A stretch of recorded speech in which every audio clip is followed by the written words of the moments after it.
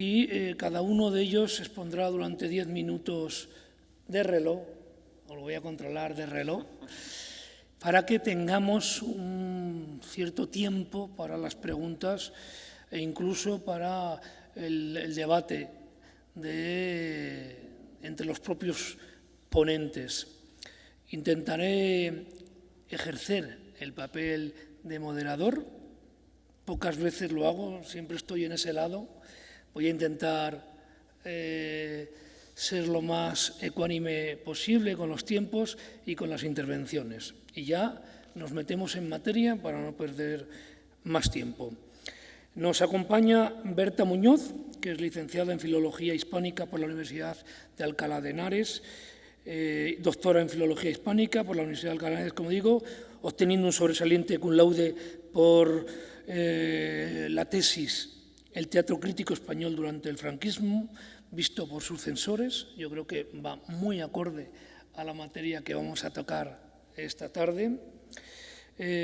Continuará la intervención Alessandra Silveira, portuguesa, experta en Derecho Europeo, doctora en Derecho de la Facultad de la Universidad de Coimbra, directora del Centro de Estudios Jurídicos de la Unión Europea en la Universidad de Minho y también dirige el máster de la Unión Europea en la misma universidad, titular de la cátedra Jean Monnet de Derecho de la Unión Europea, atribuida a la Comisión Europea, a la Agencia Ejecutiva en el ámbito audiovisual y cultural, y que ha trabajado en un proyecto que creo que es muy interesante sobre ciudadanía de derechos, la ciudadanía europea como condición fundamental de los nacionales de los Estados miembros.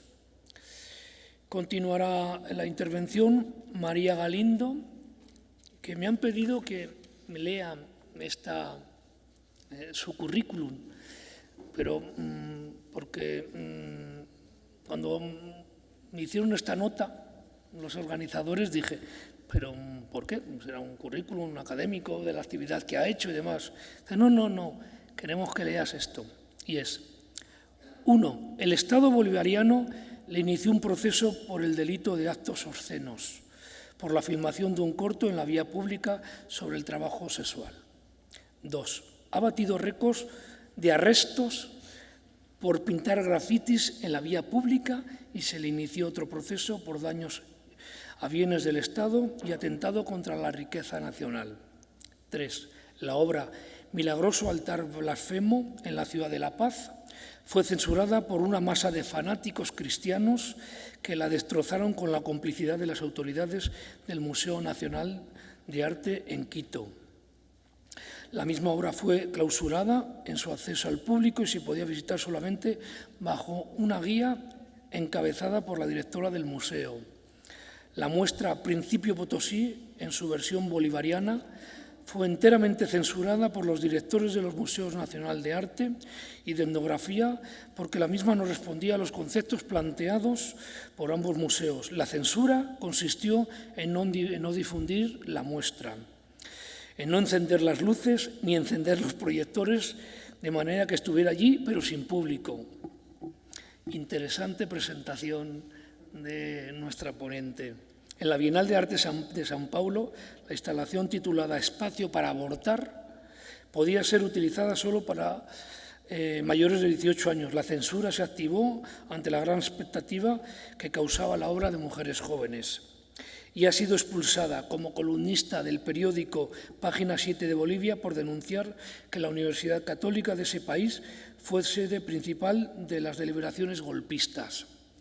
Ahí está la presentación de esta estupenda persona. Y cierra el ciclo Israel Elejandre, que es un currículum más normal.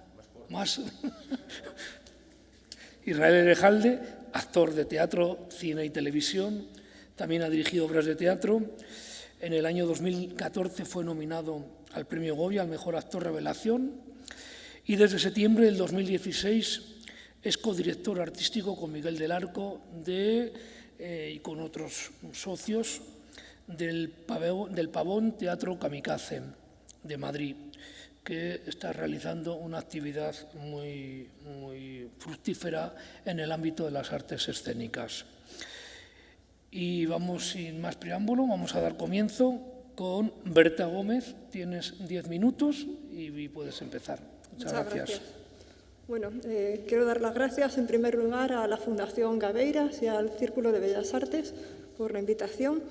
Y bueno, cuando hablé con Roger de Déu, me pidió que hiciera una especie de marco histórico de lo que había sido la censura teatral a lo largo de la historia, y es lo que voy a intentar hacer. El teatro ha estado perseguido siempre, desde sus orígenes. Ya desde la Grecia clásica, desde que nace el teatro, se tienen testimonios de censura, por su carácter satírico, por su capacidad de sátira, de transgredir. En España, por algún motivo, siempre se ha censurado más la representación que el libro, porque tiene un carácter mucho más de espectáculo de masas. Y además, por ejemplo, durante el franquismo se llega a decir, los censores temen que las representaciones se pueden llegar a convertir en un mitin, por su carácter colectivo, por la capacidad de dar una respuesta colectiva a esa representación. Ciñéndonos a España, ha habido momentos en los que se ha intentado prohibir totalmente, pero no durante un año ni 2 años, durante 200 años. Entre 1609 y 1814 existió la polémica sobre la licitud del teatro, y continuamente se publicaban escritos sobre si se debía prohibir el teatro en su totalidad o no. O sea, fue una polémica que se ha dicho que es de las más sangrientas y de las más duraderas que se han dado a lo largo de nuestra historia intelectual. Bueno, como he sabido, bueno, voy a citar algún dato, por ejemplo, curioso, aunque lo de los 10 minutos me tiene un poco atenazada, pero en el año 1756, o sea, en plena Ilustración, un dominico predica un sermón en una iglesia de Madrid en el que defiende que a los cómicos no se les debía dar la absolución, ni la comunión, ni sepultura sagrada a los cómicos. Por ejemplo, ya en el último cuarto del siglo XVIII, ahora sí ya durante el reinado de Carlos III, se tienen documentados sermones en los que los sacerdotes culpan al teatro de las pestes, de las catástrofes naturales. Todo eso es culpa del libertinaje de los actores y de los cómicos y de las representaciones. Si queremos que llueva, tiene que dejar de haber teatro, por ejemplo. Y en 1788, esta mañana se ha hablado de Kant, por ejemplo, pues es el año en que se publica la Crítica de la razón práctica, si no me equivoco. Pues ese año se publica también un tratado contra las comedias de 150 páginas. Estamos hablando en el apogeo de la Ilustración en Europa, pues un tratado de 150 páginas que se llama Contra las comedias, reuniendo todo tipo de argumentos por los cuales las comedias y las representaciones teatrales tenían que ser prohibidas en su totalidad, no esta ni aquella, sino el teatro en sí, el hecho de la representación teatral. Bueno, pues como he sabido, esta polémica, aparte de hechos puntuales, como que se cierra algún corral en algún momento dado, no llega a prosperar. Afortunadamente, durante esos 2 siglos son precisamente la etapa de mayor esplendor del teatro español, durante el siglo de oro. Como he dicho, se inició en 1609, aunque se prolonga mucho más. ¿Qué es lo que sucede ya en la censura real, al margen de polémicas, de sermones, de escritos, de los personajes más reaccionarios de su tiempo? Pues que en 1559, ya sí, censura real, hablando de listas de libros prohibidos, se publica un índice de libros prohibidos de la Inquisición. Estamos hablando del año 1559. Es decir, prácticamente en la época en que empiezan a ponerse en funcionamiento los corrales de comedias, cuando el público tiene derecho a pagar, cuando paga su entrada y tiene derecho a decidir qué es lo que quiere ver o no. Pues justo por esa fecha se publica el primer índice de libros prohibidos, en el que están documentados muchos autores de teatro y muchas obras dramáticas. Se prohíbe casi todo el teatro del Renacimiento, lo más importante de él. ¿Qué es lo que le pasaba al teatro del Renacimiento? Que era un teatro con un fuerte potencial satírico y burlesco. Cuando llegan los autores del siglo de oro, que ya son profesionales de la escena, como Lope de Vega, y no quieren que se prohíban sus comedias, aunque aún así se le prohíben, lo que hacen es tener muy en cuenta lo que no se puede hacer. Y lo tienen muy en cuenta. Por ejemplo, Lope llega a prohibírsele una comedia y lo primero que hace es hacer un escrito diciendo que cómo se le ha prohibido una obra a él, que es familiar del Santo Oficio, y además diciendo que no puede permitirse que se dañe su reputación de ese modo frente a una compañía que tiene que representar sus obras. O sea, afectaba directamente a su reputación profesional.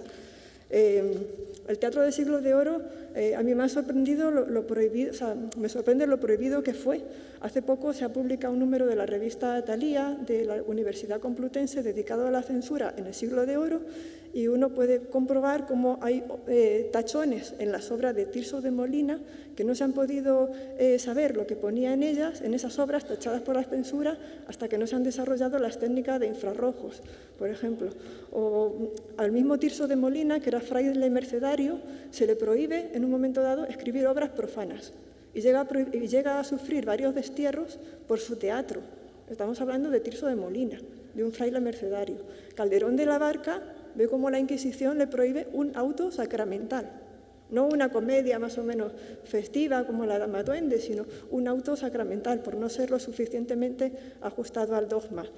Esta es la historia de nuestro teatro, ¿no? Si llegamos al siglo XVIII y a la Ilustración, nos encontramos con que los propios ilustrados, por un lado, son objeto de censura, como Moratín, al que se le prohíben algunas de sus comedias, y por otro lado, los propios ilustrados lo primero que quieren hacer es prohibir los autos sacramentales y las comedias de magia, porque saben, esta mañana se ha hablado de si el teatro es un arte, si el arte es político o no. Fernando Castro ha hecho una defensa encendida con la que yo coincido completamente de que el arte siempre es político. Bueno, pues son conscientes de que si quieren una sociedad racional, una sociedad de las luces, el auto sacramental y las comedias de magia van en contra de esa mentalidad, y por tanto la solución que proponen desde el despotismo ilustrado es prohibirlos de forma radical.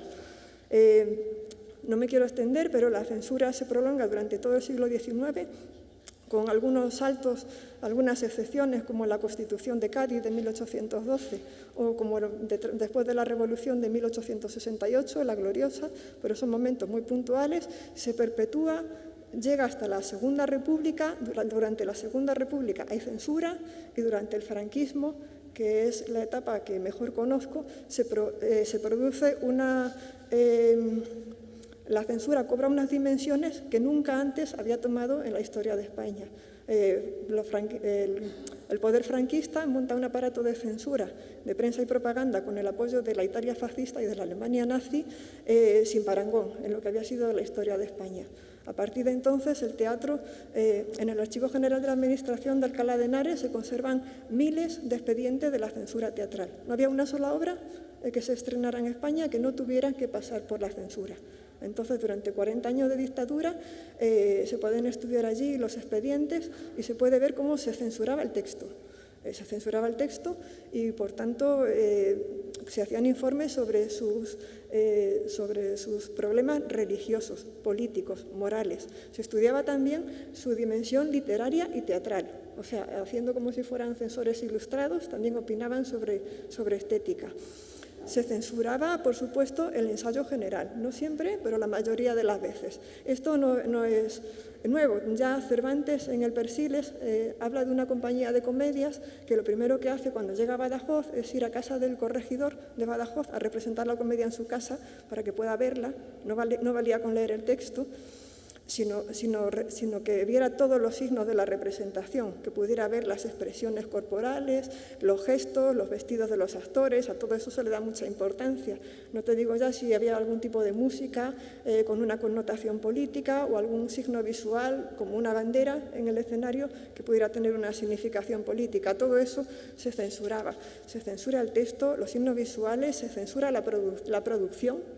No todas las obras se permiten que se produzcan de cualquier manera. Hay muchas obras durante la dictadura de Franco que se autorizan solo para sesiones de cámara, es decir, solo se podían hacer un día o como mucho 3 días. Buero Vallejo llega a escribir una ópera que nadie conoce porque no se representó. Claro, la producción de una ópera, algo tan impresionante, pues se la autorizan para un día.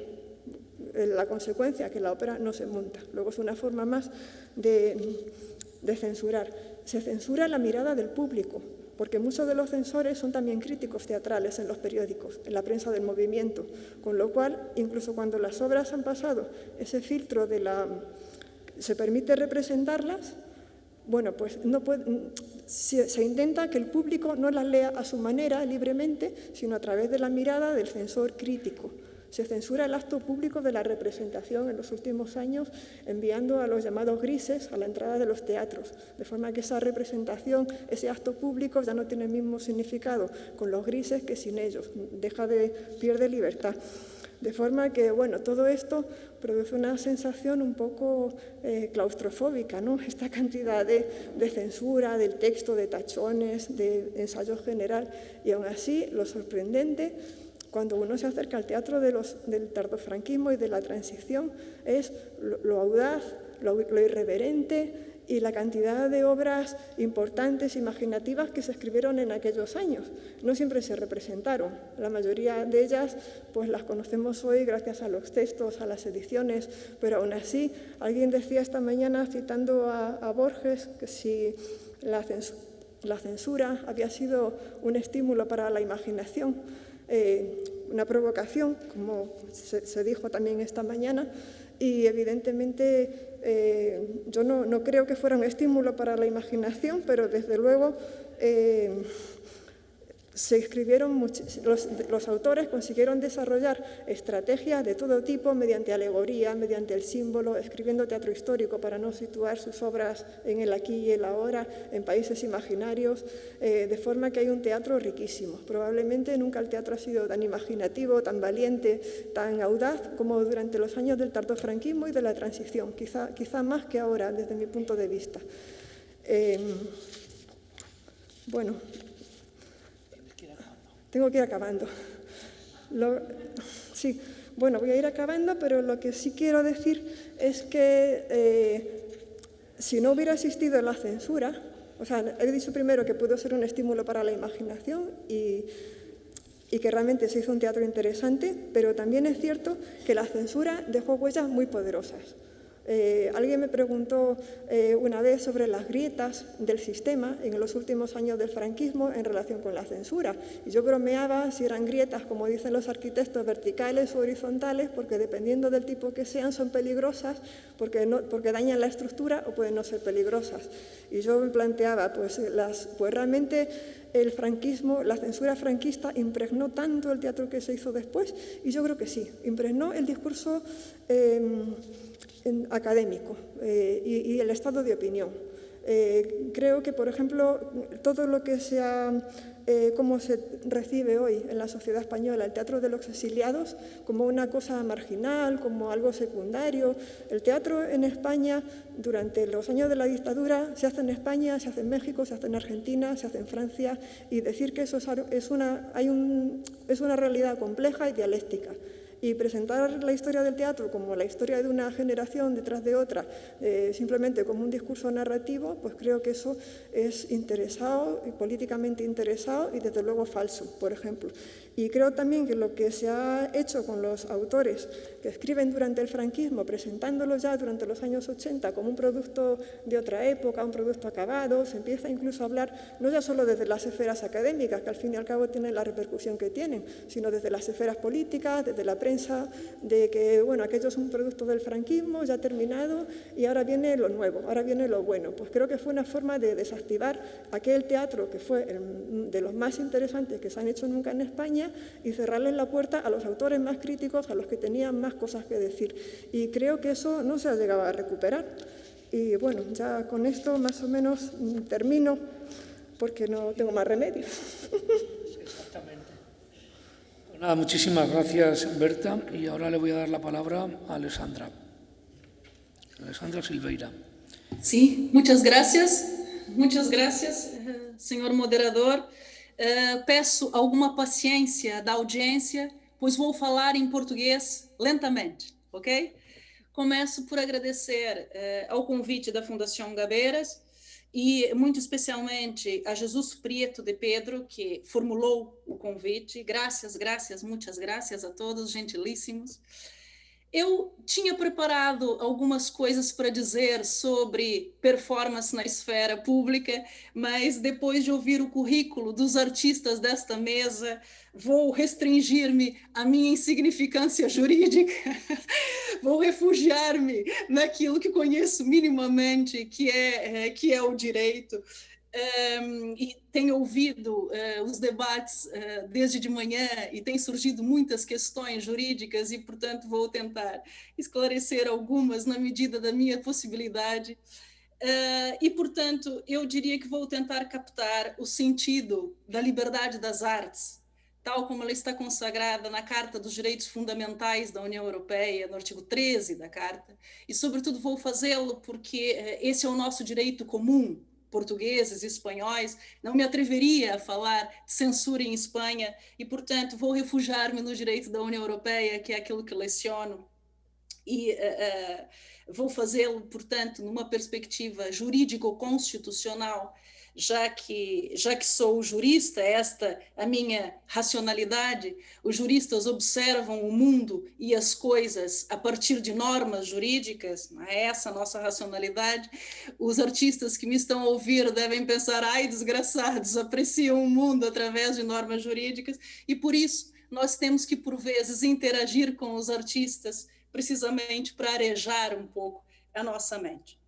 E, portanto, importa saber em que medida os artistas estariam protegidos, estariam salvaguardados mesmo e, sobretudo, em situações limite, como aquelas que nós estamos confrontados numa crise pandêmica, porque tal corresponde às demandas do pluralismo sem os quais não há uma sociedade democrática.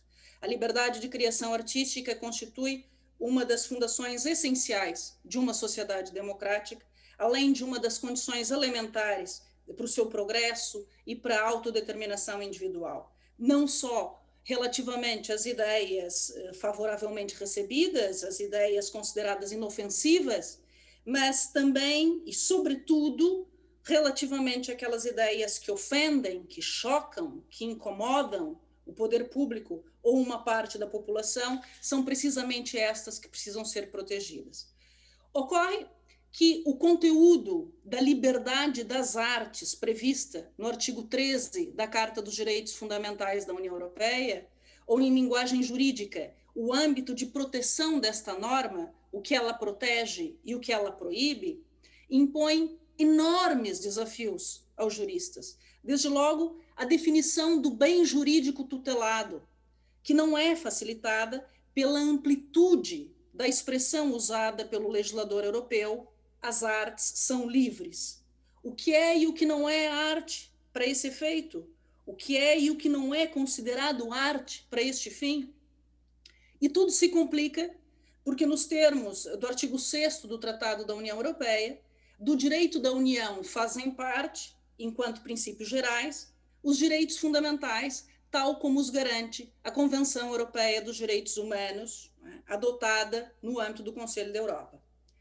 O problema é que a Convenção Europeia dos Direitos Humanos não distingue entre liberdade de expressão por um lado e liberdade das artes por outro, como faz a Carta dos Direitos Fundamentais da União Europeia. Para a Convenção Europeia dos Direitos Humanos, a liberdade de criação artística seria uma derivação da liberdade de expressão, da liberdade de opinião. Ocorre que as fronteiras entre a criatividade, o imaginário do artista, por um lado, e a sua opinião, a realidade do artista, por outro, as fronteiras entre ambas, dizia eu, não são propriamente nítidas quando a liberdade de criação artística é entendida como uma derivação da liberdade de expressão, da liberdade de opinião. Ora, a Carta dos Direitos Fundamentais da União Europeia dá um passo adiante, à frente, em relação à Convenção Europeia dos Direitos Humanos neste domínio, porque a liberdade de criação artística exige um reforço de proteção comparativamente à liberdade de expressão do pensamento, sobretudo no que diz respeito à proibição de impedimentos, de ingerências, porque a arte não se compadece com os imperativos da comunicação racional. exprimir-se livremente por meio da arte é muito mais do que exprimir-se livremente. Ou seja, a criação artística reconduz a uma maior liberdade do que aquela que decorre do direito geral à liberdade de expressão. Tentemos, portanto, captar o sentido da liberdade das artes protegida pela ordem jurídica europeia, designadamente nos termos do artigo 13 da Carta dos Direitos Fundamentais.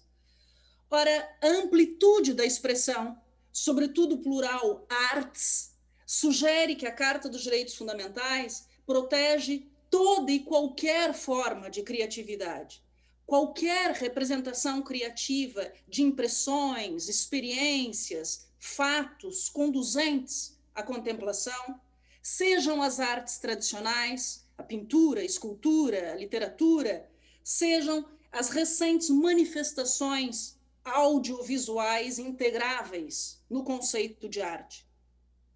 Através da expressão liberdade das artes, a ordem jurídica da União Europeia adota uma concepção inclusiva de arte, tendente a integrar os novos desenvolvimentos artísticos, porque a intuição, a fantasia, a excentricidade, o humor alargam o âmbito da criação artística a formas pouco ortodoxas. Assim, o âmbito normativo da criação artística é aberto, é suscetível de transformações, é suscetível de inovações profundas. A criação artística de hoje alarga-se aos modelos de expressões digitais, inclusivamente, e revela a interpenetração de conceitos e expressões de criação artística orientados pela novidade, pela criatividade, pela evolução, pela mudança. Mas o que esta liberdade das artes proíbe? Perguntariam os senhores. A liberdade de criação artística é consagrada na Carta dos Direitos Fundamentais da União Europeia em termos fundamentalmente defensivos, negativos, ou seja, o seu exercício não deve estar sujeito a impedimentos, a ingerências ou qualquer controlo da qualidade por parte dos poderes públicos. Já a dimensão positiva do direito à criação artística, ou num sentido mais amplo, o direito à cultura e à arte, não está expressamente previsto nesta disposição, o que não isenta a União Europeia das suas obrigações quanto ao desenvolvimento das culturas dos Estados-membros e na promoção das artes, nos termos do artigo 167 do Tratado sobre o Funcionamento da União Europeia, algo muitíssimo importante no momento em que, pelo menos em Portugal, os artistas estão completamente abandonados, o orçamento, o pressuposto para a cultura é absolutamente ridículo e, portanto, estamos numa situação muitíssimo delicada. E o que esta liberdade essencialmente protege? Ora, o conceito de criação artística não está densificado em qualquer disposição da Carta dos Direitos Fundamentais, mas resulta daquilo a que se convencionou chamar as tradições constitucionais comuns aos Estados-membros da União Europeia. E assim, tendo em perspectiva a liberdade de criação artística, tal como está prevista em várias constituições dos Estados-membros da União Europeia, eu diria que a liberdade das artes abrange tanto o processo de criação propriamente dito, como a obra, enquanto objetivação desta criação artística, e também a divulgação, enquanto comunicação do produto da criação artística. Ou seja, estaria protegida não só a atividade artística em si mesma, a invenção, a produção, mas também a irradiação do produto artístico, a divulgação. E qual a evolução dessa liberdade? O que a Carta dos Direitos Fundamentais trouxe de novo desde a sua entrada em vigor em dezembro de 2009? Ora, a liberdade das artes adquire uma conformação específica na Carta dos Direitos Fundamentais da União Europeia, que não existia na Convenção Europeia dos Direitos Humanos, e é aqui onde reside o busilis, é aqui onde reside o problema. E por quê? Porque a Convenção Europeia dos Direitos Humanos não prevê essa dimensão autônoma da liberdade das artes, e a convenção que criou a Carta dos Direitos Fundamentais da União Europeia fez publicar, em 2007, as chamadas anotações relativas à Carta dos Direitos Fundamentais, que constituem um instrumento de interpretação das disposições da Carta dos Direitos Fundamentais da União Europeia. E segundo as anotações ao artigo 13 da Carta, a liberdade das artes é exercida na observância do artigo 1º da Carta dos Direitos Fundamentais, relativo à dignidade do ser humano, ok, tudo certo, mas podendo a liberdade das artes ficar sujeita às restrições autorizadas pelo artigo 10º da Convenção Europeia dos Direitos Humanos. Epa! Ou seja, nos termos das anotações ao artigo 13 da Carta, que deve ser tido em conta na interpretação da liberdade das artes, essa liberdade pode ser sujeita aos limites da liberdade de expressão e pensamento nos termos que decorrem do artigo 10º, número 2, da Convenção Europeia dos Direitos Humanos. Ora, a admissão de tais limites nos provoca imensas perplexidades, na medida em que a liberdade das artes foi autonomizada da liberdade de expressão pela própria Carta dos Direitos Fundamentais da União Europeia, sendo ambas disciplinadas na Carta de forma distinta daquela que decorre da Convenção Europeia dos Direitos Humanos.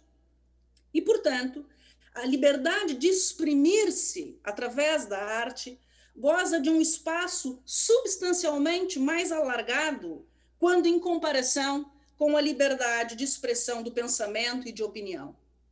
De qualquer forma, importa compreender quais as restrições admitidas pela jurisprudência do Tribunal Europeu dos Direitos Humanos, em interpretação do artigo 10º, número 2, da Convenção Europeia dos Direitos Humanos, e problematizar em que medida tais restrições se aplicam ao ordenamento jurídico da União Europeia, tendo sobretudo em conta as particularidades da proteção dos direitos fundamentais na União Europeia, orientadas sobretudo pelo nível de proteção mais elevado, enquanto a Convenção Europeia dos Direitos Humanos rege por um nível de proteção mínimo. Ora, resulta da jurisprudência do Tribunal Europeu dos Direitos Humanos que este tribunal, que para a jurisprudência deste tribunal, a liberdade de expressão artística integra a liberdade de expressão protegida pelo artigo 10º da Convenção Europeia dos Direitos Humanos. Ou seja, o Tribunal Europeu dos Direitos Humanos entende que a liberdade de expressão artística seria um dos aspectos da liberdade de receber e comunicar ideias. Mas os artistas e quem protege o seu trabalho não estão imunes, na perspectiva do Tribunal Europeu dos Direitos Humanos, às restrições previstas no artigo 10º da Convenção Europeia dos Direitos Humanos, devendo exercer a sua liberdade de expressão segundo deveres e responsabilidades referidos naquela disposição, cujo alcance depende da situação concreta e do significado que se lhe atribui. Importa, portanto, averiguar se tais deveres e responsabilidades aplicam-se igualmente à liberdade das artes protegida no direito da União Europeia. Vale lembrar que entre as restrições admitidas pela Convenção Europeia dos Direitos Humanos figuram aquelas tendentes a proteger a moral pública, que sendo eventualmente admissíveis... Alessandra, tienes que ir concluyendo. Pronto.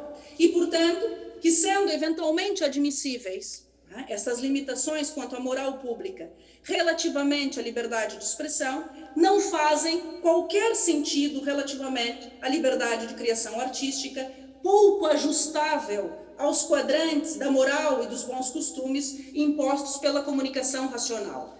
Por isso, e para concluir, para aferir dos limites que são admissíveis à liberdade das artes na ordem jurídica da União Europeia, é preciso ter em conta este esforço de autonomização daquela liberdade no contexto da Carta dos Direitos Fundamentais da União Europeia, além da expressão podendo ficar sujeita às restrições do artigo 10º da Convenção Europeia e não devendo estar sujeita, utilizada na anotação ao artigo 13 da Carta. E, portanto, eu julgo que os limites admissíveis à liberdade de criação artística na ordem jurídica da União Europeia são apenas os limites resultantes da sua eventual colisão com a dignidade humana prevista no artigo 1º da Carta dos Direitos Fundamentais. Dignidade humana, que, como nós sabemos, prende-se com a ideia de sujeitos livres, responsáveis, iguais em direitos, insuscetíveis de coisificação, de instrumentalização, de objetivação. Este, meus senhores, é o único limite admissível, aquele que resulta da dignidade humana. No máximo, a liberdade de expressão artística é mais do que a própria liberdade de expressão.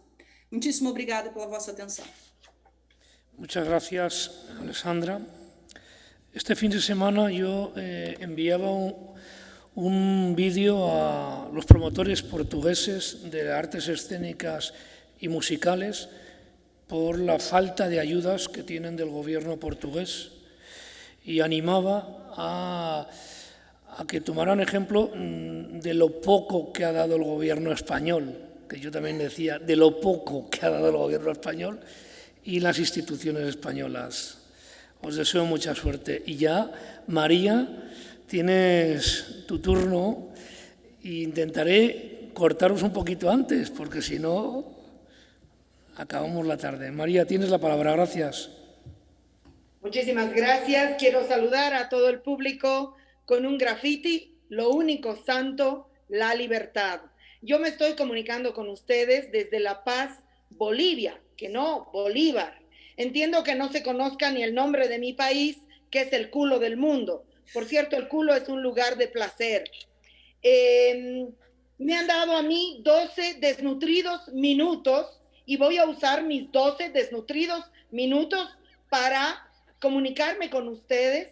No va a poder ser una conferencia en profundidad, sino van a tener que ser ideas atropelladamente comunicadas en forma panfletaria. Eso es culpa de la metodología del evento y no mía.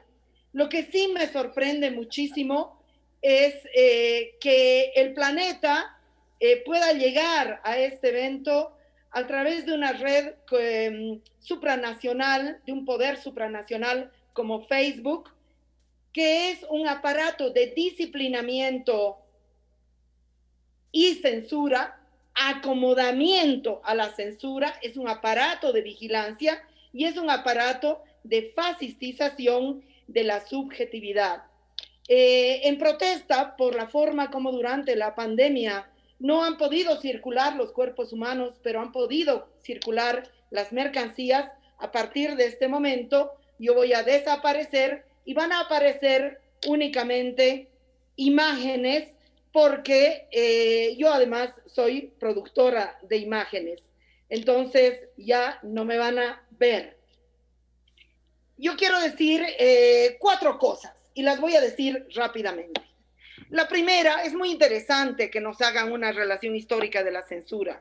Sin embargo, es muy importante entender que la censura no es una cuestión de la dictadura de Franco o de las dictaduras de los 70s en América Latina, o del proceso de la Inquisición en la Edad Media, sino que la censura es una herramienta absolutamente vigente a escala mundial en todas partes del mundo y en todas las instituciones artístico-culturales a escala mundial. Todas las instituciones desarrollan una serie de cadenas de censura.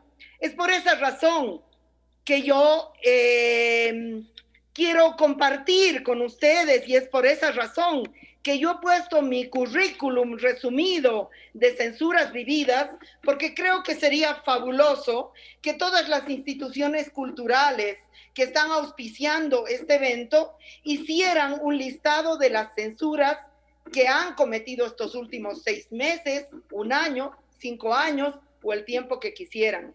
Si tan solo hicieran el listado de las censuras que han cometido, pues resulta que no quedaría tiempo para las ponentes y los ponentes. Entonces, este currículum resumido de censuras es una invitación a que las instituciones hagan las suyas propias y además es un acto irónico.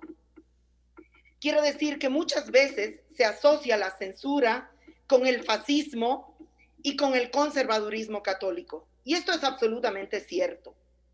Pero creo que es muy importante entender que más allá del fascismo, formalmente constituido como fascismo, y del conservadurismo católico, también hay censura en instituciones llamadas o autorreguladas como progresistas. La censura es un aparato inherente a las instituciones culturales y me indigna muchísimo que se haya podido decir que la censura pues ha servido para activar la creatividad, porque la censura es un aparato de disciplinamiento y domesticación de la creatividad, de la producción artística. Y esto me parece muy grave. Es un aparato de disciplinamiento. No se puede hablar de que fuera un aparato, no, que bien, como nos censuran, entonces nos estimulan a crear. ¿Qué es lo que construyen las censuras en plural? Las censuras en plural construyen esto, y por favor escúchenme, construyen dictaduras artístico-culturales. Sí, dictaduras artístico-culturales. Y voy a señalar, como estoy en un ámbito panfletario que no tengo tiempo, solamente 3 elementos inobjetables sobre estas dictaduras artístico-culturales. La primera, la palabra del público no cuenta para nada al interior de las instituciones, sino solo como un público pasivo y consumidor o como una cantidad de público. El sujeto creador, hombre, mujer, persona trans, sujeto colectivo, se convierte en un tornillo del aparato cultural artístico de la institución, en un tornillo funcional. Y los auspicios económicos, el mecenazgo de las obras culturales y artísticas se convierten en un instrumento de censura porque intervienen sobre los contenidos. Estamos además en un contexto neoliberal y en un contexto neoliberal la censura tiene otras características porque el neoliberalismo se ha dado a la tarea de presentarse como un proceso absolutamente cargado de una carga de libertad, supuestamente, ¿no? Entonces, ¿qué es lo que pasa? El neoliberalismo no es libertad ni representa libertad, pero pretende representar libertad. Entonces, hay una censura explícita que se saca en un determinado momento. Yo quiero decir que yo he sufrido muchas censuras explícitas y aunque no es políticamente correcto decirlo, porque este puede ser un ambiente policíaco, yo quiero decirles que sus censuras explícitas no sirven más que para potenciar la obra. Pero las censuras que son muy efectivas son las censuras no explícitas, las censuras disfrazadas, las censuras escondidas, las censuras que la ley que nos acaba de decir la compañera no logran capturar. Y quiero hablar en ese sentido, aquí panfletariamente he ubicado 3 de esas formas de censura disfrazadas de carácter mayormente neoliberal. La primera es la omisión y el borramiento. Esa omisión y borramiento no es la exclusión, porque frente a la exclusión, las instituciones culturales y artísticas han sabido reaccionar con formas de inclusión pobretona, precaria y miserabilista. Estoy hablando del borramiento del sujeto creador no hegemónico, el borramiento bajo patrones eurocéntricos, masculinistas, coloniales, racistas, transfóbicos y homofóbicos. Todo esto, pero bajo un discurso políticamente correcto que es muy difícil de contestar y desbaratar. La segunda forma de censura en contexto neoliberal es la domesticación. Y en esa domesticación que operan las instituciones culturales y artísticas, yo identifico 3 formas. La primera, higienizar el producto artístico-cultural. Es decir, para entrar dentro de la institución, el producto pasa por un proceso de desinfección para desactivar su capacidad interpeladora. La segunda forma de domesticación es no asumir riesgos. Las instituciones culturales le dan la espalda a los procesos emergentes, a los procesos de emergencia, y apuntan solamente a lo que es seguro y fuera de riesgo. Las instituciones culturales recuperan productos artístico-culturales cuando esos productos se convierten en inocuos. Pero cuando esos productos activaban pensamientos, en ese momento esos productos son expulsados y censurados por la institución política cultural. Por último, la tercera forma de manejo, de censura, es la legitimación, deslegitimación. Es decir, las instituciones artístico-culturales se convierten en aparatos para la construcción de hegemonías político-culturales, de hegemonías artísticas, y terminan quedándose con monolenguajes y monoestéticas. Yo no estoy aquí para quejarme de la censura, porque no creo en ese victimismo, pero quiero cerrar mi participación con una voz muy fuerte, llena de esperanza. ¿Qué hacemos entonces con la creación artística cultural, que es fundamental para las sociedades? La creación artística cultural se desarrolla por fuera de los límites institucionales, y esa es la verdad. Y se desarrolla muchas veces a contracorriente de los límites culturales que imponen las instituciones artístico-culturales. Y ese afuera es la calle. Por eso quiero cerrar mi participación compartiendo con ustedes la acción de despatriarcalización y de descolonización protagonizada por Mujeres Creando el 12 de octubre en una zona residencial de mi ciudad, una plaza dedicada a la reina Isabel la Católica, a una cuadra de un cuartel policial, sin pedir permiso, y a una semana de las elecciones generales en mi país. Que no tenga miedo el moderador, porque es una acción por demás breve.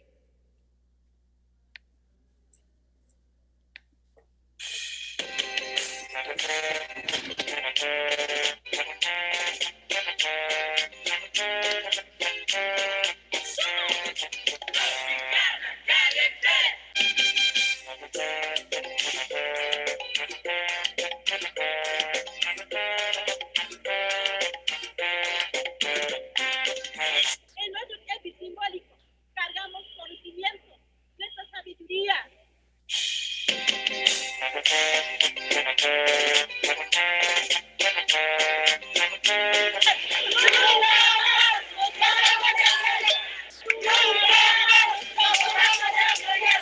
No puedo apoyar a una mujer si no hace respetar mis derechos.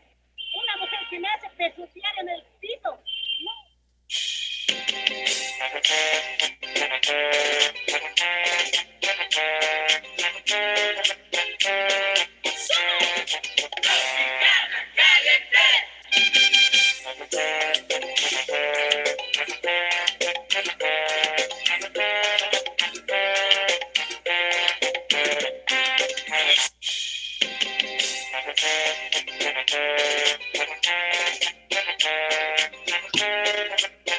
Por eso les digo que tienen que tener su propia voz ustedes, para a la hora de tomar decisiones. ¿No? Yo me he hecho chola en esta sociedad clasista, porque yo en mi pueblo era una niña feliz, libre de adjetivos peyorativos que nos pone esta sociedad racista y clasista. Te dice, cuando llegas del campo a la ciudad, te dice qué espacio te corresponde, hasta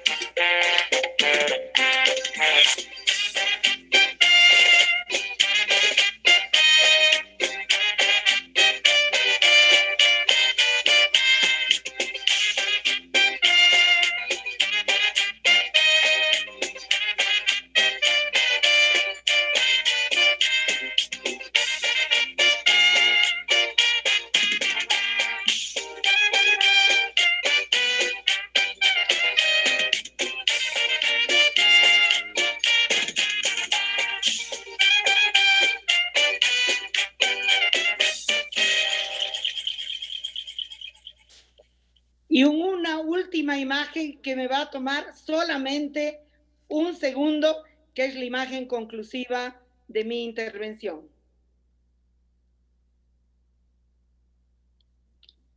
Muchísimas gracias.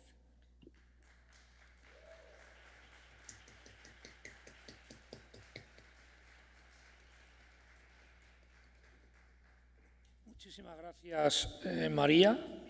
Has visto que hemos respetado tu voluntad, hemos contado tu historia y has podido contar lo que tú crees que en tu intervención, tu postura. Creo que estamos en un encuentro sobre censura y las censuras y yo agradezco a la Fundación Gabeiras el que haya propuesto y el que haya conseguido que en esta mesa haya una variedad de propuestas. Y sin más dilación, el último de la mesa, tienes la palabra. Intentaré controlarte. Vale, contrólame, ya me controlo yo solo. Como prácticamente todo el mundo ha estado entre 14 y 15 minutos... Yo intentaré ser más breve, lo tengo preparado más o menos escrito porque quería condensarlo. Pienso también que hubiera sido mejor, a lo mejor un debate más abierto y no tanto colocar el discurso, pero bueno, todo tiene su cosa buena, porque lo que acabamos de ver, por ejemplo, ha sido estupendo, más que una especie de performance, como dice, no sé si panfletaria, porque tampoco me ha parecido tan panfletaria como ella decía. Lo mío tiene que ver más con mi experiencia, aunque resume bastante de las cosas que se han dicho aquí antes. Voy. Si algo me interesa de estas jornadas y de este debate en particular es la propia génesis del mismo. En 25 años que llevo de profesión, nunca había sentido tan cerca la aparición de esta palabra que a nosotros, los creadores, nos provoca, como se ha dicho aquí ya varias veces, una reacción en dos direcciones. Por un lado, la sensación de estar limitados por la posibilidad de que la temida censura caiga sobre nosotros, impidiendo o al menos dificultando el libre desarrollo de nuestro oficio, y por el otro, el reto de tocar esa tecla, es decir, de llegar a ese límite que provoque que algunos sectores o algunos mecanismos de la sociedad crean necesario desarrollar y ejecutar esa censura. Yo soy hijo de la transición, así que no he sufrido el miedo de una censura real provocada por un Estado dictatorial que determinaba y sancionaba las obras si no eran acordes a los valores morales defendidos por el Estado. Tampoco he vivido artísticamente los primeros años convulsos de la democracia, donde se recibían presiones directas e incluso amenazas ante obras que se consideraban que atentaban contra esos mismos valores. Recuerdo la anécdota que me contó José Luis Gómez de cómo desapareció el público de las funciones de la velada de Benicarló, aquí, en el Teatro Bellas Artes de Azaña, después del intento de golpe de Estado de Tejero, a pesar incluso de que este no había prosperado, o polémicas de una obra como Teledeum, del Joglars, en 1983, que fue censurada por la Iglesia y por los partidos de derechas por considerarla un ataque brutal a los valores cristianos y a la identidad de España. Todo eso me ha resultado bastante lejano siempre, producto de la leyenda de una democracia joven que intentaba emanciparse de viejos usos de una sociedad no acostumbrada a la revisión de sus valores y a la observación de estos de manera crítica encima de un escenario. Durante estos años sí he asistido a pequeñas presiones por parte de los poderes políticos, no de manera directa, casi nunca, pero sí en forma de recomendación. Siempre con la sensación de que eran pequeños gajes del oficio en los que las opiniones del mundo externo son parte de la conformación de la propia obra. Todo esto ha cambiado en estos últimos años y las razones son diversas, aunque podríamos decir que la principal, desde mi punto de vista, son el desarrollo de las redes sociales y el uso que se ha ido conformando como herramienta de presión por los distintos lobbies ideológicos. También han ayudado determinadas actuaciones judiciales bastante limitantes del uso de la libertad de expresión y, sobre todo, desconocedoras de la esencia de las reglas de la ficción que han dado alas a esas presiones en las redes. Todo lo sucedido en estos últimos años me produce bastante asombro, un poco de cabreo y al mismo tiempo se me presenta como un reto como creador. Un incentivo para explorar esos límites, pero porque no creo que haya ningún límite en la creación artística. No creo que una obra de ficción deba someterse a ningún tipo de censura más allá de la del propio artista en relación con su obra, es decir, de la que ejerce libremente para conformar esa pieza retirando y poniendo elementos para conseguir el objetivo deseado. Las piezas de teatro se exhiben en un marco establecido que es el escenario, y su visión pasa por la aceptación de un público que decide que quiere ver esa obra, así que uno es libre de elegir verla o no verla y, por tanto, censurarla individualmente. Pero no encuentro ninguna razón para que una obra pudiera ser retirada totalmente o en parte de un escenario por motivos ideológicos. Hay muchas razones para sostener este argumento. Primero, la dificultad dentro de un marco democrático de quién es la persona o organismo que decide lo que puede o no puede verse.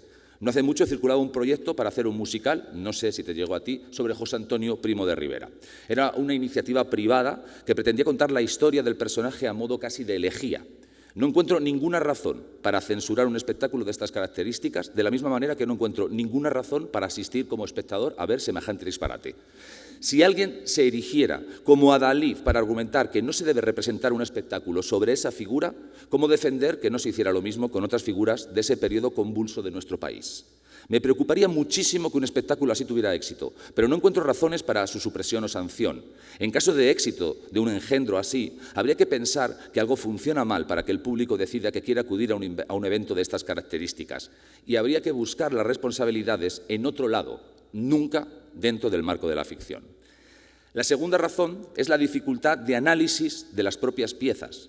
No es sencillo, sobre todo si hablamos de obras de calidad, tener una interpretación unívoca de los objetivos o planteamientos de la pieza. Una obra puede provocar interpretaciones diversas, a veces antagónicas. Incluso el propio autor puede provocar ecos no controlados ni pretendidos en su escritura. Decía Roland Barthes que el personaje no es el que escribe, pero es que el que escribe ni siquiera es él. Podemos estar horas debatiendo sobre el antisemitismo o no del Mercader de Venecia, de Shakespeare, o sobre si Otelo es una obra que rezuma racismo o es justo lo contrario, una obra que reflexiona sobre una sociedad arcaica y represiva que destruye al diferente, o sobre la condición de la mujer en ambas piezas. No tener en cuenta las diferencias de los principios morales de esa época en relación a la nuestra es un error muy común y muy criticable, pero desde luego a nadie se le ocurriría censurar una pieza de teatro clásico dentro de un marco democrático. El espectáculo lamentable que dio nuestra sociedad con el arresto de 2 actores de una compañía de títeres por la representación de un espectáculo donde se decía Gora al Caeta es buena muestra de esto. Podemos estar de acuerdo casi todos en que quizás un espectáculo con referencias políticas evidentes no es lo más adecuado para un público infantil y que quizás las personas que lo programaron deberían haber tenido un poco más de información sobre las características del mismo y sobre todo sobre el espectador que las va a recibir. Pero de ahí a que eso sea delito y merezca censura, hay un trecho. E incluso esto mismo lo podríamos poner en duda, porque no es toda representación un espectáculo político. No hay detrás de esta siempre una forma de ver la vida y de concebir el mundo. Si esto es delito por el enaltecimiento del terrorismo, ¿no lo es el Rey León de Disney por el enaltecimiento del racismo en una película donde todos los personajes malos tienen rasgos árabes y los buenos anglosajones? ¿Podría ser delito montar El castigo sin venganza de Lope sin ningún punto de vista sobre la condición de la mujer y lo absurdo del concepto de honor de esa época? ¿O es precisamente esa manera de montar la pieza la que puede provocar mayor impacto y por tanto mayor discusión sobre esa misma posición de la mujer y una sociedad patriarcal represiva? ¿Era esa la intención de Lope? ¿Provocar una crítica sobre ese honor brutal que generaba asesinatos y abusos en nombre de la moral? ¿O no lo era? Y por tanto hay que intervenir. La tercera razón es la propia esencia del arte. Decía Strindberg que el artista es aquel que pone la mirada allí donde los demás la retiran. Y Philip Roth habla en Me casé con un comunista de que la relación entre un artista y un político siempre será tensa y que así debe ser, porque uno se ocupa de lo general mientras que el otro solo le interesa lo particular. El arte siempre está en el límite. Una de sus características constitutivas es provocar la duda, la reflexión, el cuestionamiento de nuestras creencias, las cuales no pasan necesariamente por el análisis a través de las ideas, que sí son necesariamente analíticas, utilizando el concepto orteguiano que diferencia una de otras. Decía también Mayorga que uno debe salir del teatro con más dudas de las que entra, y yo no puedo estar más de acuerdo. No es el teatro un lugar de consensos, es un lugar de discusión, y el artista no es un individuo al que se le demanda ser complaciente, sino más bien todo lo contrario. El marco del teatro ya circunscribe suficientemente la discusión. Finalmente será el espectador, el público, el que decida si eso es digno de verse o no, digno de dedicar su tiempo y su análisis o no. Las ideas vertidas por los artistas fuera del marco de su expresión artística pueden ser censurables, pero no su obra dentro de un marco democrático. Solo los estados dictatoriales pretenden controlar estos marcos. Una obra puede ser buena o puede ser mala, pero nunca puede ser censurable. Es más, se puede dar el caso de que una pieza pueda tener una incuestionable calidad en la forma, siendo reprobable en su contenido. El número de estos ejemplos es tan largo que abruma. El nacimiento de una nación de Griffith, por ejemplo, es una maravilla, historia del cine, pero su contenido es deleznable. Y fue la causa en su estreno del resurgimiento del Ku Klux Klan. El propio Griffith manifestó sentirse arrepentido y no entender muy bien la reacción que había provocado su obra, algo que me cuesta bastante creer. Y años después hizo otra obra maestra, de mucho menos éxito, en el sentido contrario a la anterior, con Intolerancia, donde reflexionaba sobre diferentes momentos de la historia en donde la moral imperante provocaba la desgracia y la supresión de la libertad. Algo parecido ocurre con El triunfo de la voluntad y Olimpiada, de Leni Riefenstahl, dos películas documentales que revolucionaron el cine al tiempo que exaltaban el nazismo. Hoy día hay voces que presionan para censurar este tipo de contenidos, para que no sean visionados, y yo no puedo estar más en contra. No creo que haya ningún problema en esas ficciones, no creo que haya ningún delito. El problema es que haya gente que encuentre en esas películas razones para creer que hay una verdad detrás más allá de su belleza estética. Pero esas obras no son las generadoras de esos pensamientos. Como mucho, como en el caso de la peli de Griffith, funcionan como catalizadores de sentimientos que ya existen dentro de la sociedad y nada se soluciona cortando la flor y dejando la raíz. Es la educación, la conformación de unos valores democráticos sólidos, las que deben darnos las herramientas para poder observar esas obras hoy día y poder analizarlas correctamente. La diferencia esencial entre el desarrollo artístico y cualquier ejercicio de la libertad de expresión es que la manipulación es consustancial al arte. No existe la verdad en la ficción, o dicho de otro modo, dentro de la ficción solo existe esa verdad y por tanto su relación con la realidad siempre es aproximativa. Es curioso cómo las palabras de censura y boicot surgen constantemente en estos últimos años, a veces en sentido contrario, dentro de una misma ficción. Antidisturbios, Patria o Veneno son buen ejemplo de esto. La ficción en televisión en España ha alcanzado su grado de madurez y la complejidad de sus obras provocan los gritos y las llamadas a la judicatura de bandos distintos. He leído la palabra boicot para la serie Antidisturbios desde algunas asociaciones de policías y sectores políticos conservadores que consideran que se veja la imagen de la policía que debería ser, así lo consideran ellos, impoluta. Y al mismo tiempo, desde sectores de izquierda, se critica que es un blanqueamiento de esos policías a los que se intenta mostrar como seres humanos que solo cumplen órdenes. Con Patria y con Veneno ocurre más o menos lo mismo. Nosotros, desde el Teatro Kamikaze, hemos sufrido estas andanadas inquisitoriales en alguna ocasión. Nunca desde las administraciones, he de reconocer, con las que hemos tenido una relación siempre tensa e incómoda, pero cordial, sino con los grupos de presión dentro de las redes que acuden al ataque sin siquiera ver los contenidos. La más importante fue con Jauría, un espectáculo sobre el caso de La Manada, en la que fuimos insultados por grupos progresistas de la misma manera que por grupos conservadores. Llegamos a tener una pintada en la puerta que decía: «Os lucráis con el sufrimiento ajeno». Lo más sorprendente era que la obra no se había estrenado y nadie sabía el contenido de la misma. Se conocía el qué, pero no el cómo. Y esto último es lo único importante en teatro, porque un tema no es bueno o es malo. Solo el tratamiento que se haga de él es lo que puede revocar que una obra sea interesante o no. Pero estas voces querían provocar que no se hablara de él por razones antagónicas. Se nos acusaba de aprovecharnos de la víctima, de mercadear con su sufrimiento, de no haber pedido autorización a la propia víctima para utilizar su historia como si eso fuera la semilla de la legitimación de una obra artística, como si ahí radicara la ética de la ficción. Por cierto, Miguel del Arco, director de la obra, sí que pidió permiso, pero no lo hicimos público por razones obvias. No queríamos que fuera la obra autorizada por la víctima. Nosotros hacíamos una obra sobre ese hecho y asumíamos todas las consecuencias que pudieran provocar. Se nos acusaba de que era demasiado pronto para hablar de ello. Supongo que dirían lo mismo de Chaplin con El gran dictador en el 1939 o de Brecht con La resistiva ascensión de Arturo Ui en el 41, me imagino. Y por el otro bando se nos acusaba de manipular la realidad y contar una historia basada en un testimonio falso que además no tenía sentencia en firme y de denunciarnos por ello por calumnias. Finalmente la obra se estrenó y afortunadamente ya solo recibimos críticas e insultos de las personas que defienden que la violencia de género es un invento progre y no uno de los problemas más oscuros de nuestra sociedad. Algo parecido ocurrió con la versión de La Gran Vía que dirigió Miguel del Arco en el Teatro de la Zarzuela y que provocó que se tuvieran que parar algunas representaciones porque parte del público consideraba que aquello era ignominioso, ignorando al resto del público que llenó todos los días la representación. La razón era que había referencias continuas a la política y a los políticos de este país.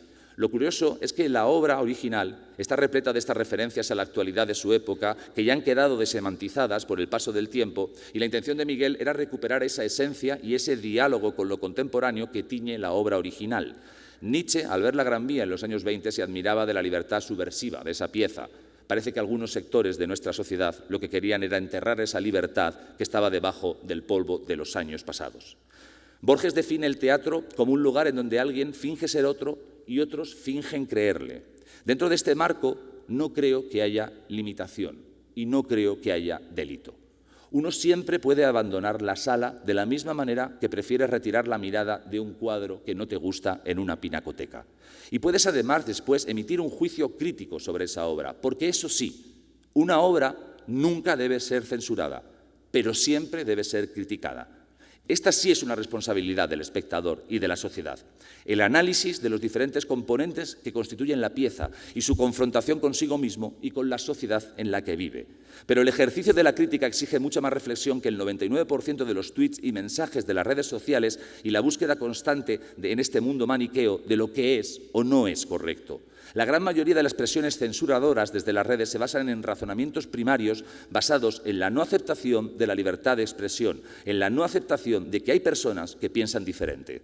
Se basan en prejuicios que buscan movilizar a un gran número de personas para que no se discuta sobre determinados aspectos. Y esta manera salvaje de ejercer la presión es un mal que se da a uno y otro lado de nuestro espectro político. Se intenta establecer una especie de amenaza constante ante cualquier reflexión compleja sobre un principio que ese grupo considera inamovible e indiscutible.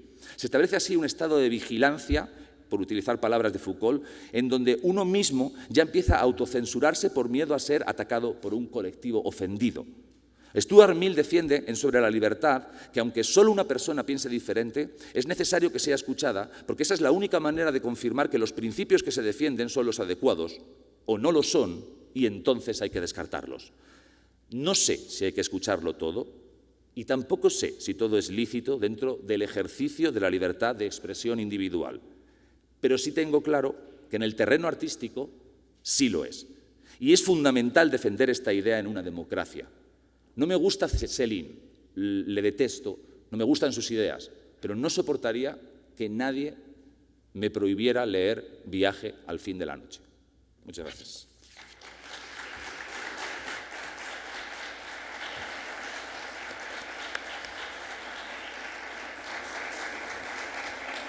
Muchas gracias, Israel, muchas gracias a las ponentes y al ponente.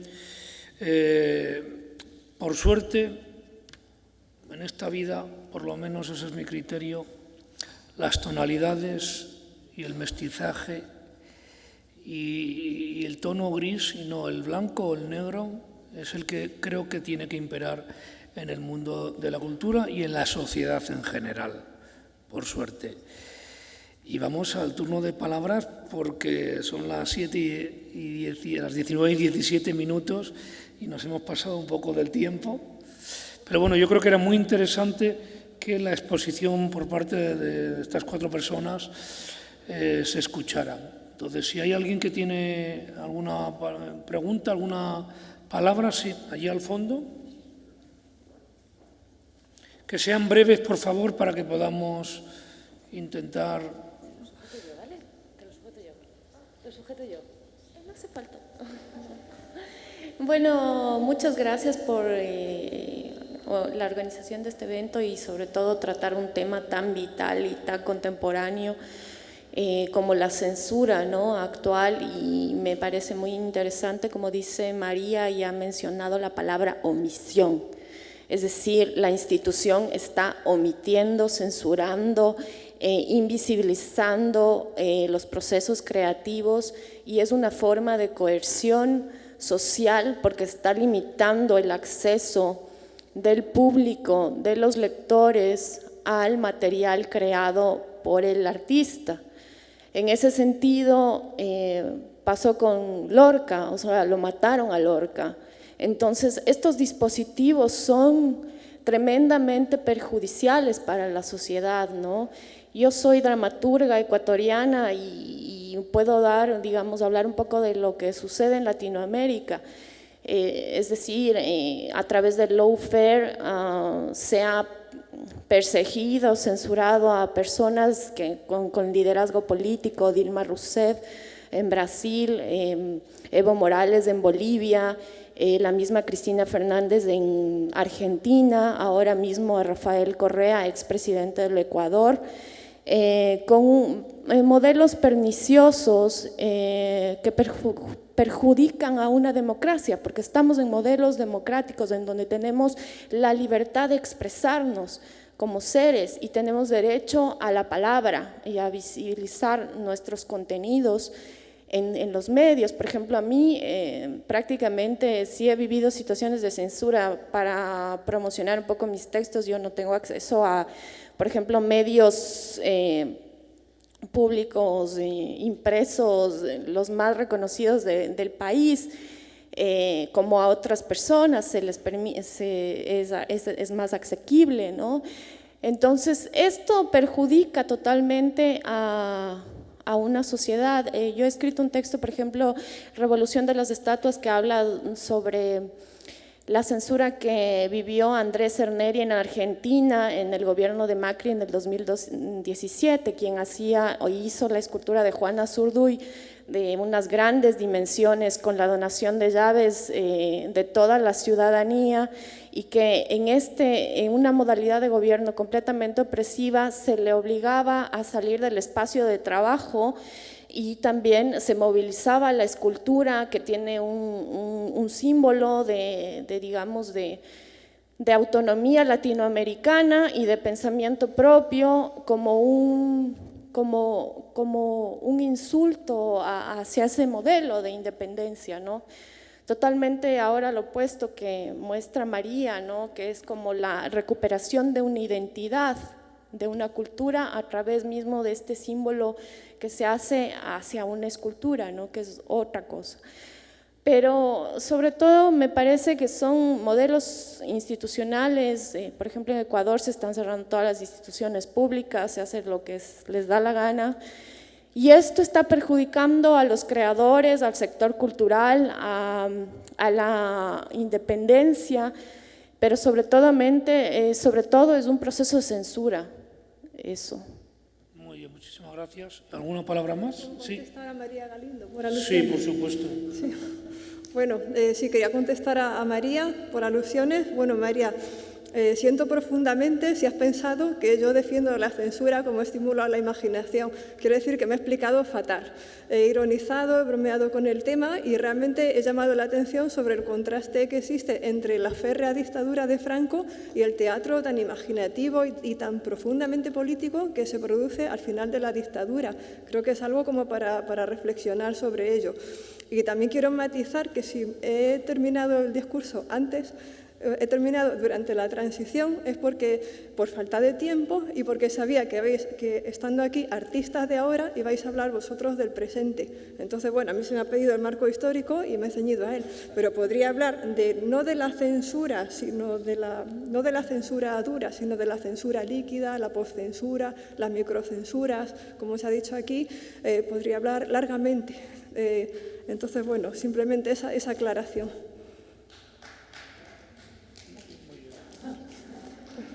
¿Alguna pregunta más? ¿Alguna cuestión? ¿Alguna reflexión? Pues muchísimas gracias, María, Alessandra, Israel y Berta. Gracias al Círculo de Bellas Artes, gracias a la Fundación Gabeiras, y mañana os esperamos y pasado en las jornadas. Y buenas tardes. Y creo que ahora hay un vídeo, ¿no? Sí. Que vais a poner, ¿no? Sí, nos despedimos primero de vosotros, pero no os vayáis porque vamos a proyectar. Hemos hecho un vídeo con el Círculo de Bellas Artes y otro también con el Thyssen, que podréis ver el último día en una especie de coproducción, digamos. Y bueno, lo vamos a proyectar sobre un caso concreto y tenemos un representante del Círculo que nos lo va a presentar. Pero bueno, no quiero que cohibiros del aplauso a la última mesa y después pasamos al vídeo. Sí.